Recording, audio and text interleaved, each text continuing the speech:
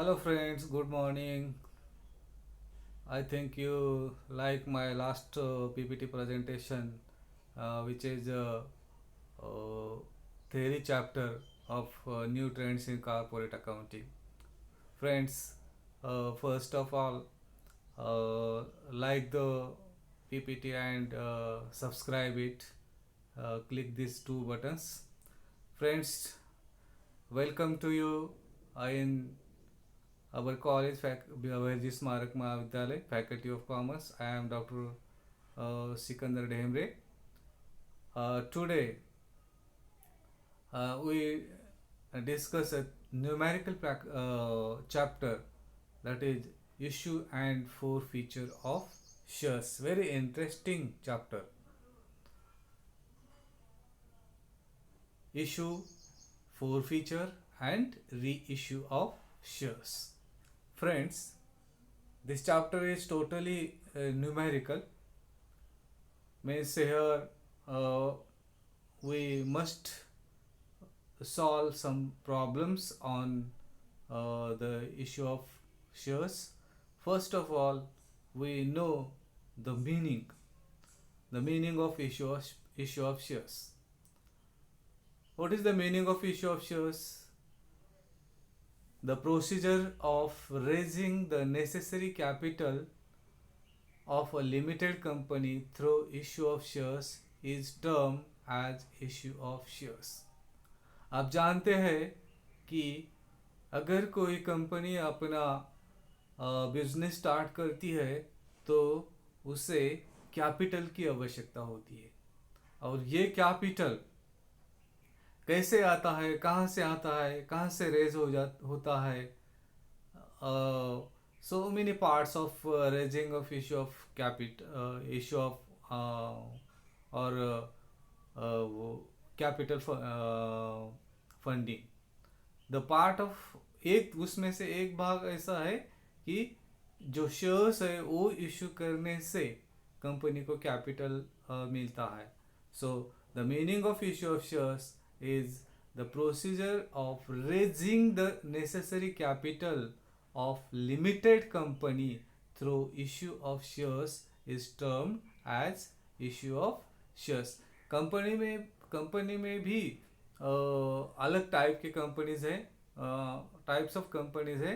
उसमें जो जो लिमिटेड कंपनी है, लिमिटेड और अनलिमिटेड कंपनी रहती है, तो उसमें से जो लिमिटेड कंपनी है वो कंपनी के शेयर्स जो इशू किए जाते हैं वो फॉर कैपिटल के लिए यूज़ किए जाते हैं. So very simple meaning of issue of shares. So type of issue of shares, तो कैसे किस प्रकार ये शेयर्स इशू किए जाते हैं. The first type, issue of shares at par. So what is mean by issue of shares at par? When the shares are issued at price equal to nominal value, then it is called as issue of shares at par. Now you ask, or you have a question, that is what is the nominal value, or what is the issue price, and nominal value, or we call also face value. When nominal value and face values are equal, for example, one share, the price is rupees 100, the price of shares rupees 100, company issued to shareholders at same price rupees 100, we call that issue of shares at par. Example नीचे दिया वाला है. if shares of rupees 10 are issued at rupees 10, then it is issue of shares at par. तो very simple meaning है issue of shares at par का. So next type से issue of shares at premium. What is issue of shares at premium? Premium यानी क्या? When shares are issued at a price higher than the nominal value, the shares are said to have issue of shares at premium.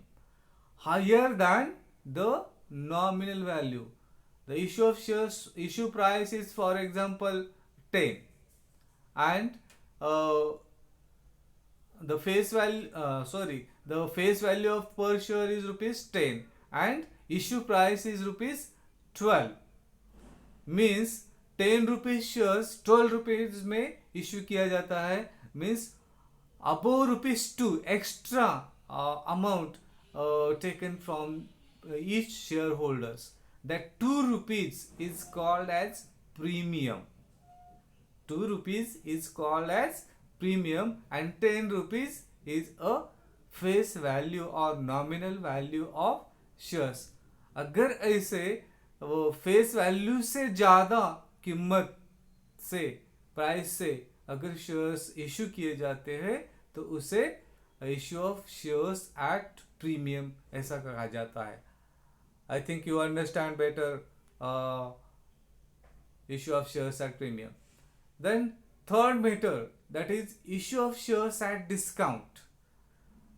When the shares are issued at a price which is less than its nominal value, then it is called as issue of shares at discount. अगर nominal value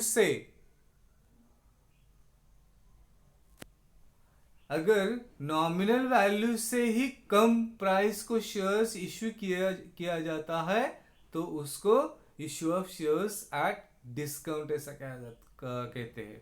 for example, issue of shares, the price of issue of shares is ₹10, and that shares are issued at ₹8. Means 10 रुपये उसकी nominal value है और उसकी issue value 8 rupees है. Means less than the nominal value. Nominal value से भी कम price को जो शेयर्स बेचे जाते हैं उसे issue of shares at discount ऐसा कहा जाता है. Then forfeiture of shares. Friends, these are the 3 types of issue of shares. First is at par, second is at premium, and third is at discount. Now what is forfeiture? Forfeiture means the directors of company are authorized by its articles of association to forfeit the shares on which allotment or call made are not received. However, before forfeiting such shares, 14 days prior notice must be given to a concerned shareholder, mentioning therein clearly that his shares would be forfeited if he fails to pay the arrears on or before the date stated in notice. As a result of forfeiture shares, capital is reduced by called up amount, and the amount received on these shares will not be refunded to shareholders and treated as capital gain. Friends, shares की जो price है, for example 10 है, 100 है, जो भी है, वो जो प्राइस है वो price in one instalment company नहीं मांगती.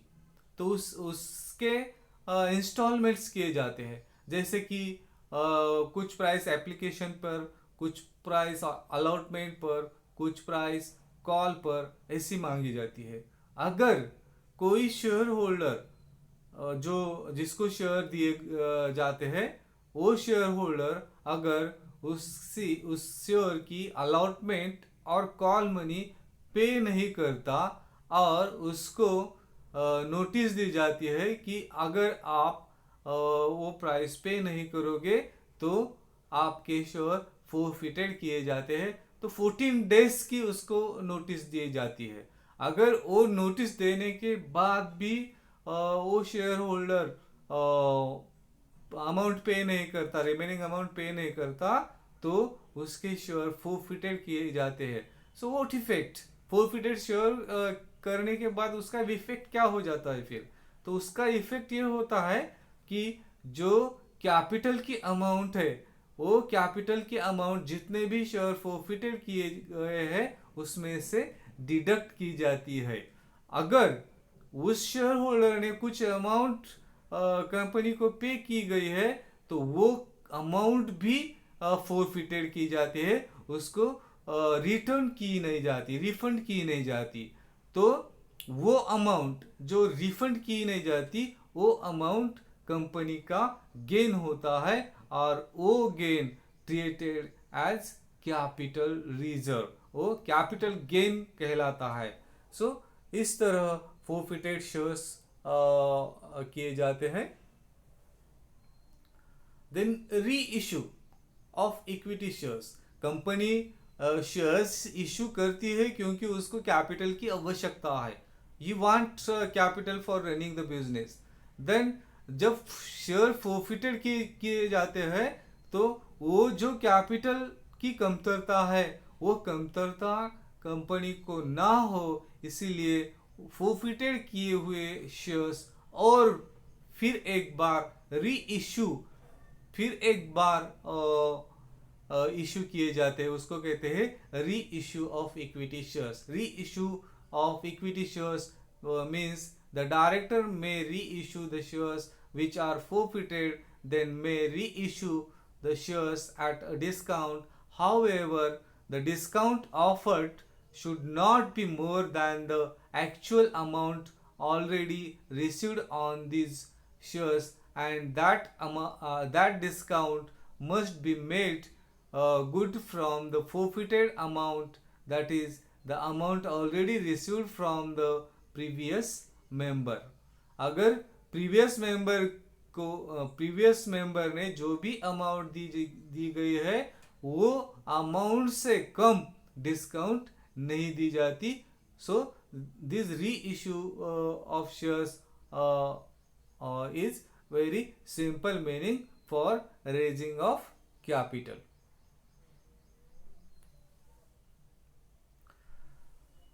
So these are the theoretical part of shares. Now journal entries.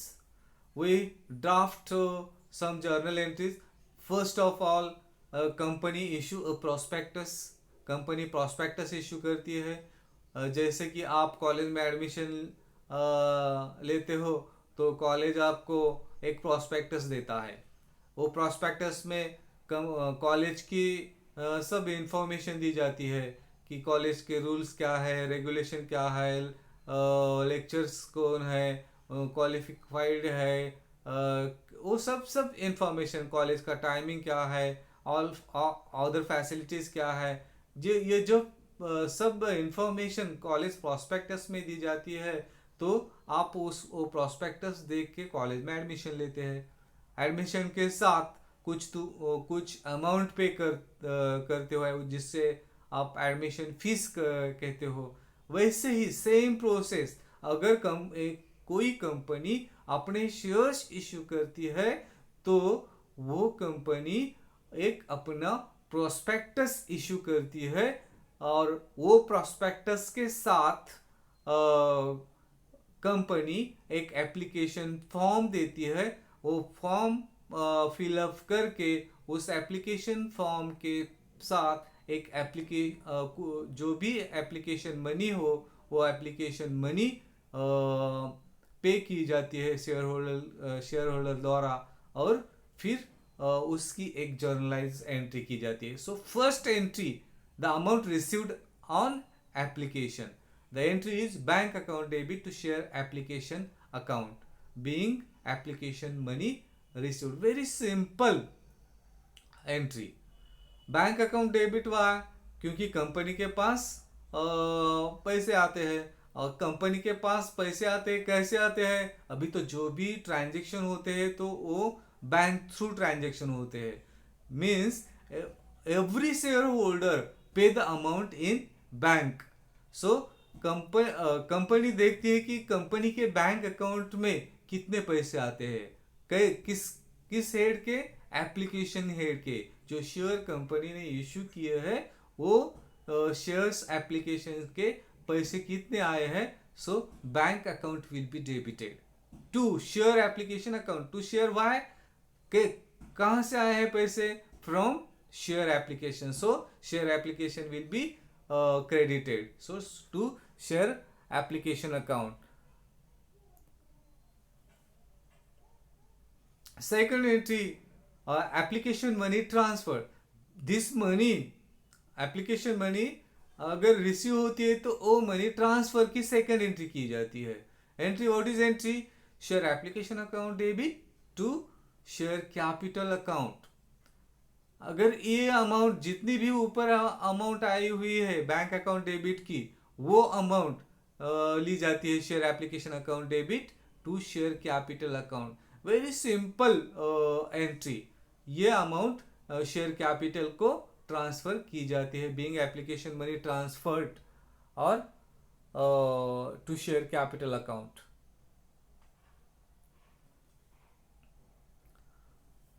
Then next entry, जो पीछे की पहले की वाली जो एंट्री है,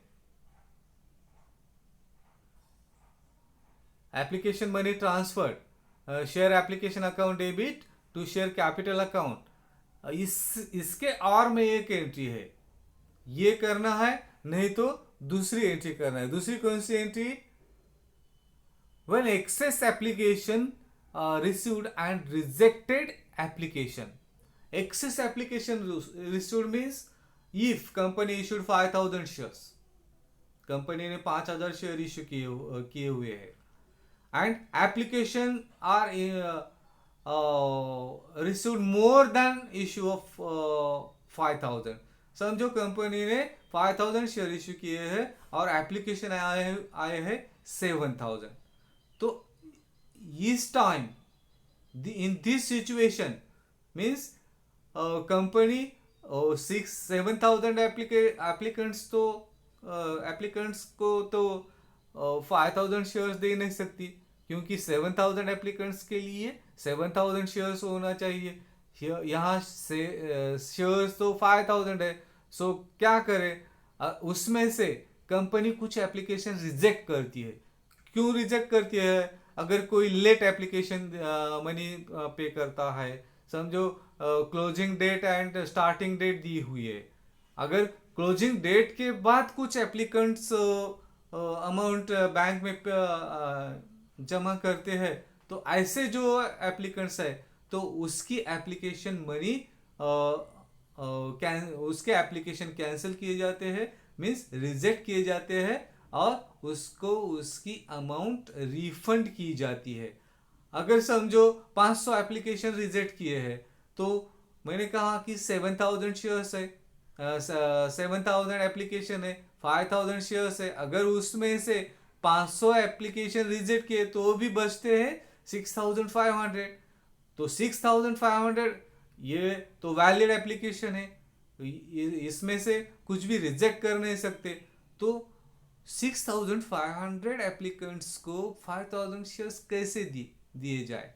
तो ये जो 6,500 एप्लीकेशन है उसको 5,000 शेयर्स दिए जाते हैं.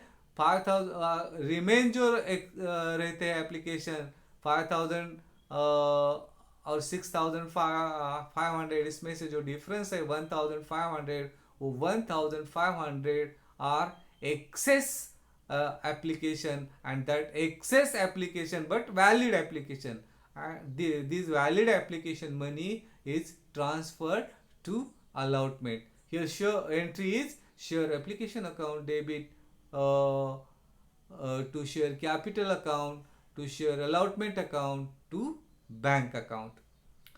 इसमें से शेयर एप्लीकेशन अकाउंट डेबिट कौन सी की जाती है? 7,000 एप्लीकेशन आए हैं, उसकी money share application account debit to share capital account. क्या कैपिटल को कौन सी अमाउंट ट्रांसफर की जाती है? ओनली 5,000 शेयर्स इशू, तो 5,000 शेयर्स की ही अमाउंट वो कैपिटल को ट्रांसफर की जाती है. टू शेयर अलॉटमेंट अकाउंट, इसको कौन सी अमाउंट ट्रांसफर की जाती है? जो एक्सेस एप्लीकेशन है, अभी मैंने कहा कि 1,500 6,500 एप्लीकेशंस आर वैलिड एप्लीकेशन, उसमें से 1,500 एप्लीकेशन जो एक्सेस है उसको अलग कर लेते हैं. उसकी जो अमाउंट है वो अमाउंट अलॉटमेंट को ट्रांसफर की जाती है. And to bank account, to bank account को, bank account means amount refund की जाती है, जो रिजेक्टेड एप्लीकेशन है उसकी अमाउंट रिजेक्ट की जाती है। मीन्स अगर कोई एक्सेस एप्लीकेशन आते हैं और रिजेक्ट एप्लीकेशन की जाती है, तो उस टाइम ये एंट्री हम अप्लाई करते हैं।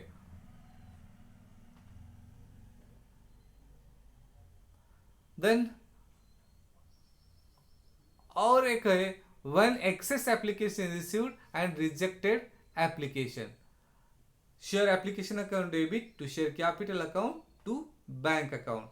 अगर 5000 शेयर इशू किए, 7000 एप्लीकेशन है, तो उसमें से 2000 समझो रिजेक्ट किए, वैलिड इनवैलिड है समझो वो एप्लीकेशन, तो बचते 5000 वैलिड एप्लीकेशन। शेयर कितने, वो भी 5000 है।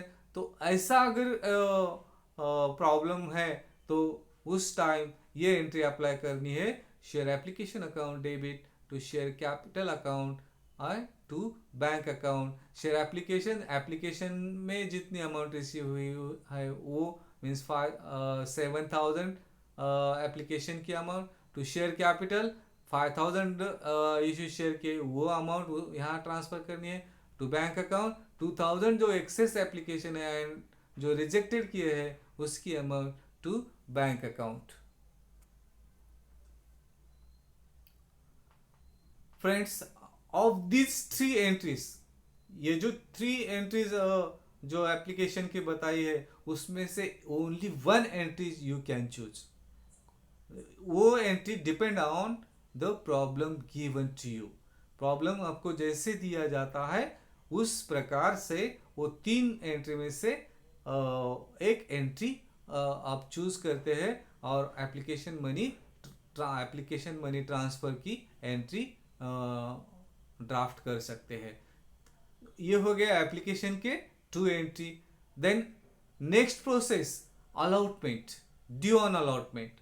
अलॉटमेंट के भी 2 एंट्री करना है। अब अलॉटमेंट के 2 एंट्री करना है, बट कैसे? When shares are issued at par. हमने अभी जो पहले देखा कि शेयर इशू किस प्रकार किए जाते हैं, 3 प्रकार किए जाते हैं, एक एट पार, एक एट प्रीमियम, एट डिस्काउंट। अगर शेयर्स इशूड एट पार किया जाता है तो ड्यू ऑन अलॉटमेंट की एंट्री कैसी होती है? So, what is the entry on due on allotment when shares are issued at par? Share allotment account debit to share capital account. This is the entry of due on allotment. Very simple entry. But shares are issued at premium. अगर at par share issue किए नहीं है, कैसे share issue किए? At premium, more than issue price, more than face value और nominal value.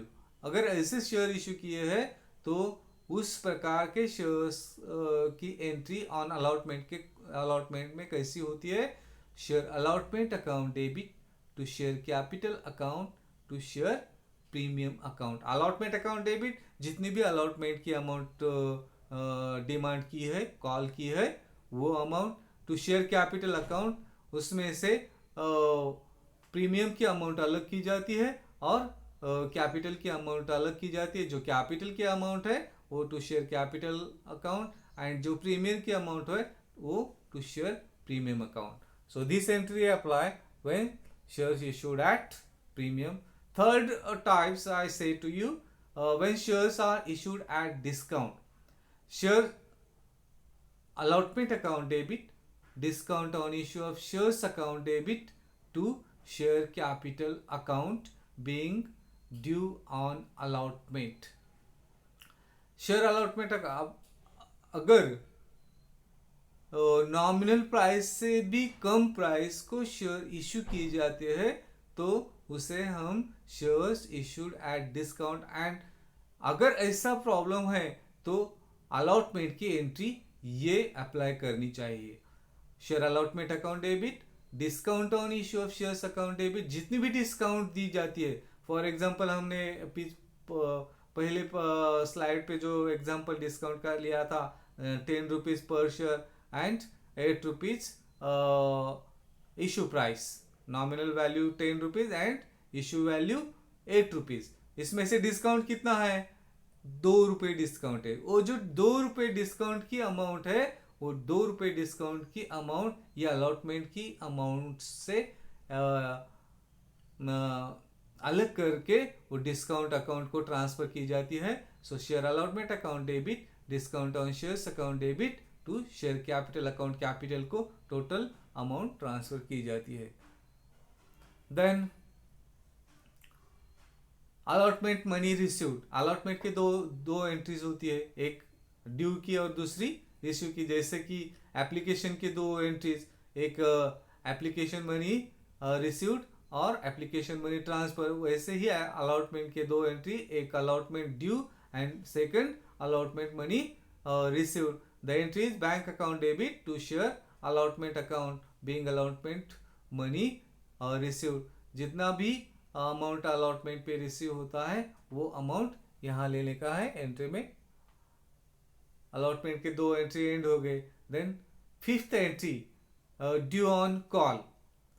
Call it is an one step. एक step application देखी, दूसरी स्टेप अलॉटमेंट देखी, जिसमें से दो एंट्री ड्राफ्ट किए हैं. थर्ड जो स्टेप है वो है कॉल की. Call due on call. Call first call कोई कंपनी करती है, कोई कंपनी सेकेंड कॉल करती है, कोई कंपनी फाइनल कॉल. ऐसे 3 कॉल के इंस्टॉलमेंट के कुछ कंपनियां करती है, कुछ कंपनियां 2 ही इंस्टॉलमेंट करती है, फर्स्ट कॉल और फाइनल कॉल. और कुछ कंपनी एक ही इंस्टॉलमेंट कॉल की करती है, शेयर फर्स्ट फाइनल और सेकंड एक ही एंट्री करती है. तो उस हिसाब से जो भी कंपनी ने कॉल किया है, फर्स्ट किया है तो फर्स्ट कॉल की, सेकंड किया है तो सेकंड की, थर्ड फाइनल किया है तो फाइनल की. So share first second final call account debit to share capital account being due on call. First call किया है तो being due on first call, second call किया है तो being due on second call, final किया है तो being due on final call. Then call money received, bank account debit to share first or second or final call account being call money received. पैसे मिलते हैं तो bank account debit करते हैं, और मिले हुए पैसे कैसे मिले हैं? शेयर फर्स्ट के मिले तो शेयर फर्स्ट कॉल अकाउंट लिखो, शेयर सेकंड कॉल के मिले हैं तो शेयर सेकंड कॉल अकाउंट लिखो, अगर फाइनल कॉल के मिले हैं तो to share final call account लिखो. जो भी मिले हैं वो लिखा करिए. Then forfeiture of shares. Seventh entry. The shares are issued at par and forfeiture of shares. अगर shares at par पे इशू किए जाते हैं और वो shares forfeiture किए जाते हैं. forfeiture कब होते हैं ये हमने पहले ही स्लाइड में बता दिया. अगर कोई share holder, if any share holder has not पे on call money or allotment money, then company's director take to decision forfeited that shares. Company उस शेयर होल्डर के शेयर forfeited करती है. अगर वो एट पार के शेयर इशू किए हुए हैं तो एंड वो शेयर अगर कंपनी ने forfeited किए हैं तो एंट्री सिंपल है, share capital account debit to share forfeited account to unpaid instalment account. Share capital account debit जितने भी शेयर फोरफिटेड है किए हैं उस फोरफिटेड शेयर और इनटू उसकी पर share price capital account debit. To share forfeited account credited क्यों किया, कितने अमाउंट से किया जाता है? वो शेयर होल्डर ने जितने भी अमाउंट कंपनी को दी है उतनी अमाउंट फोरफिटेड की जाती है और वो amount to share forfeited account को ट्रांसफर की जाती है. टू अनपेड इंस्टॉलमेंट, वो शेयर होल्डर ने जो भी इंस्टॉलमेंट पे किए नहीं, समझो अलॉटमेंट पे नहीं किया तो टू अनपेड में लिखने का टू अलॉटमेंट अकाउंट. उसने फर्स्ट कॉल नहीं पे किया तो to share first call account. उसने फाइनल कॉल पे किया नहीं तो to share final account. So this type the entries apply. Shares are issued at premium and forfeiture. Second method जो issue of shares की है वो है इशूड एट प्रीमियम. अगर इशूड एट प्रीमियम के शेयर्स है और वो शेयर्स फोरफिटेड किए जाते हैं, बट प्रीमियम रिसीव्ड, प्रीमियम की अलाउंट कब दी जाती है? Generally on allotment. अलॉटमेंट की मनी दी, इसका मतलब उसने प्रीमियम की अमाउंट दी. अगर उसने अलॉटमेंट की मनी दी नहीं तो उसने प्रीमियम की अमाउंट भी दी नहीं. तो एंट्री क्या होती है? Share capital account debit to share forfeited account to unpaid instalment account. Simple है. कैपिटल है अकाउंट डेबिट, जितना भी उसको अमाउंट फेस वैल्यू जो शेयर्स के वो अमाउंट लेना है. टू शेयर फोरफिटेड अकाउंट, जितने भी वो शेयर होल्डर ने अमाउंट दी है वो अमाउंट लेना है. टू अनपेड इंस्टॉलमेंट, अनपेड अगर उसने फर्स्ट कॉल नहीं दी तो टू फर्स्ट कॉल, सेकंड नहीं दी तो टू सेकंड, फाइनल कॉल नहीं दी तो to final. Then if shares are issued at premium and forfeiture but premium not received, share premium पे ही इशू किए हैं बट प्रीमियम की अमाउंट दी नहीं है. He is not paid premium amount not received, and that time the entry is share capital account debit, share premium account debit to share forfeited account to unpaid instalment account. Capital account उसकी face value लेना है. Share premium account जो premium की amount है जो उसने दी नहीं वो लेना है. टू शेयर फोरफिटेड अकाउंट, उसने जितनी भी अमाउंट दी है मीन्स एप्लीकेशन की अमाउंट दी होगी तो वो अमाउंट फोरफिटेड करना है. To unpaid instalment account, unpaid instalment उसने अलॉटमेंट नहीं दी, उसने कॉल नहीं दी, so allotment account to call account being forfeiture of shares. Then shares are issued at discount and forfeiture of shares. तीसरा जो टाइप्स है शेयर इशू का वो है डिस्काउंट पर. अगर डिस्काउंट पर शेयर इशू किए जाते हैं और वो शेयर फोरफिटेड किए जाते हैं तो entry share capital account debit to share forfeited account to discount account to unpaid installment account being forfeiture of shares. अभी शेयर कैपिटल अकाउंट डेबिट क्या है? जो भी प्राइस है कैपिटल की वो प्राइस, समझो शेयर की प्राइस है 10 rupees, so and share 100 forfeited किए, सो 100 इंटू 10 ये शेयर कैपिटल अकाउंट डेबिट हो गया. तो शेयर फोरफिटेड अकाउंट, जितने भी पैसे अमाउंट दिए है उस शेयर होल्डर ने वो फोरफिटेड किए जाते हैं. तो डिस्काउंट अकाउंट, डिस्काउंट जितनी है वो डिस्काउंट की अमाउंट यहाँ दी जाती है discount account. And to unpaid installment, जो भी इंस्टॉलमेंट नहीं दिए जाते हैं वो यहाँ पर लिए जाते हैं. देन री इश्यू ऑफ शेयर्स, ये फोरफिटेड किए हुए शेयर्स कंपनी और एक बार इशू करती है क्योंकि कंपनी को कैपिटल की बहुत आवश्यकता होती है.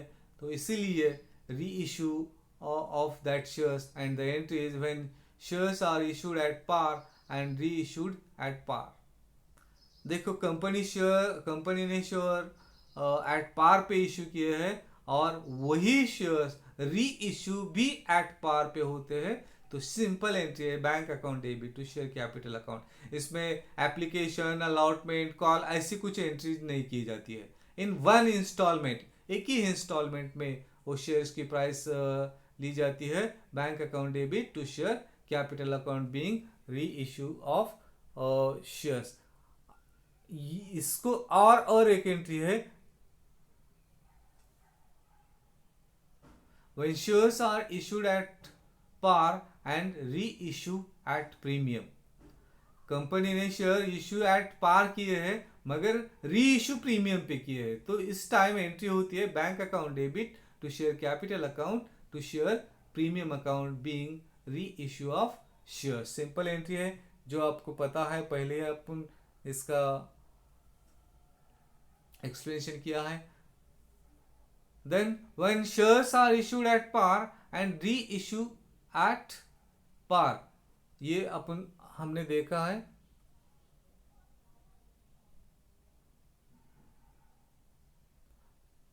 प्रीमियम का हो गया. हाँ, when shares are issued at discount and reissued at discount also. अगर कंपनी ने शेयर भी डिस्काउंट पे इशू किए हैं और वो री इशू वो फोरफिटेड शेयर किए हुए और री इशू भी डिस्काउंट से किए जाते हैं, तो entry bank account debit, discount account debit या डिस्काउंट अकाउंट ओरिजिनल डिस्काउंट, जो ओरिजिनल डिस्काउंट है कंपनी ने दिए पहले से दिए वाली, वो डिस्काउंट यहाँ लेना है. Share forfeited account debit, additional discount to share capital account, capital की जो अमाउंट है वो. पहले एग्जांपल डिस्काउंट का हमने लिया था, when shares are issued at discount. 10 रुपये का शेयर्स है, 10 रुपीज शेयर्स है पर शेयर्स, एंड डिस्काउंट पे इशू किया जाता है तो उसकी इशू प्राइस 8 रुपीज़ होती है. ये अब हमने एग्जांपल लिया था. उसको थोड़ा सा चेंज करते, री इशू शेयर दे 10 रुपये का है, मगर री इशू वही शेयर्स अगर 7 रुपीज में होता है, तो यहां पर भी 10 रुपये का शेयर्स कितने में री इशू किया जाता है, 7 रुपीज. यहां भी डिस्काउंट है, मगर डिस्काउंट कितनी है, 3 रुपीज डिस्काउंट है, बिकॉज 10 रुपीज शेयर पर share price and issue price 7 rupees, 3 rupees discount है. मगर यहां पर डिस्काउंट 3 रुपीज नहीं लेना है.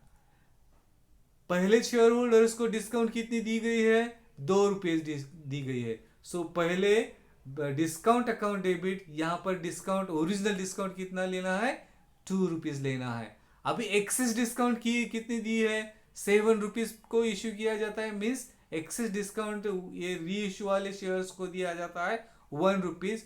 वो discount 1 rupees to share forfeited account debit यहाँ लेना है, means additional discount. And to share capital, जितनी भी फेस वैल्यू वो शेयर की है उतनी ये शेयर कैपिटल को ट्रांसफर करनी है. Then last entry friends, net gain. ये जो भी कंपनी ने इश्यू ऑफ शेयर्स किया है उसमें से एट पार हो, एट प्रीमियम हो, एट डिस्काउंट हो, फोर फीचर हो, री इश्यू हो, री इश्यू में से भी जो भी मेथड्स हो, वो उसमें कंपनी को जो गेन होता है वो गेन कंपनी ट्रांसफ़र करती है कैपिटल रिजर्व को, और एंट्री ड्राफ्ट करना पड़ता है share forfeited account debit to capital reserve account being net gain transfer. अगर प्रॉब्लम हो है तो वो प्रॉब्लम में आपको बराबर समझ जाएगा.